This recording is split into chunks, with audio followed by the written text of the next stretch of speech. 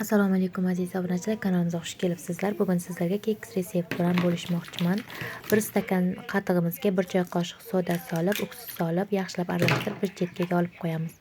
Bo'lak idishimizga 3 dona tuxumimizni chaqib olamiz va 1 stakan shakarimizni solib olamiz va vinchik yordamida yaxshilab aralashtirib olamiz.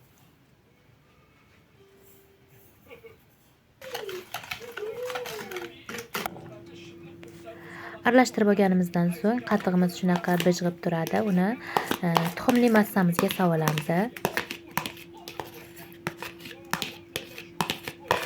Solganimizdan so'ng yarim piyola pista yog'idan soldim. Uni ham yaxshilab aralashtirib olamiz. Hech qanaqa tarozida o'lchamadim, shundoq piyolada, stakanda o'lchadim. Unni esa oz-ozdan solib, xamir quyulashguncha solamiz. Razlixetil solamiz ozroq, vanilin solamiz ozroq va yana yaxshilab aralashtirib olamiz. Endi rang qo'shdim ozgina. Olma qandga qo'shiladigan rangdan foydalandim. Va yaxshilab aralashtirib yuboramiz. Aralashtirib olganimizdan so'ng piyolalarimizni yog'lab olamiz.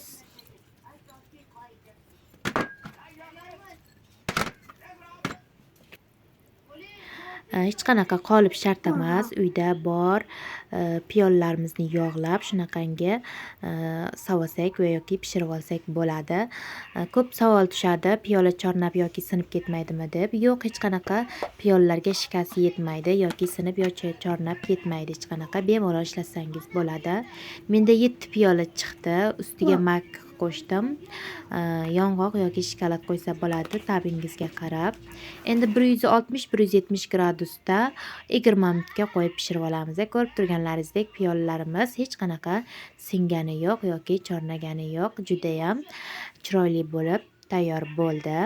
Farzandlarim kutishmadi, chunki issig'ida rangiga qiziqqanligi uchun tezroq yeylik dedi. Shuning uchun issig'ida videoga olishga harakat qildim. Do'konlarda 5000 sotishadi, masalan, bitta keksni. Siz uyingizda 5000 ga bolalaringizga ko'pgina qilib tayyorlab bersangiz bo'ladi. Ichlari yumshoqqina bo'lib pishadi. Endi ko'plarda o'xshamaydi deydi, lekin duxovkaga ham bog'liq. Duxovka gohida o'tirg'izib tashlaydi, xamirlar o'tirib qoladi. Mana ichlari ham yumshoq bo'lib pishgan.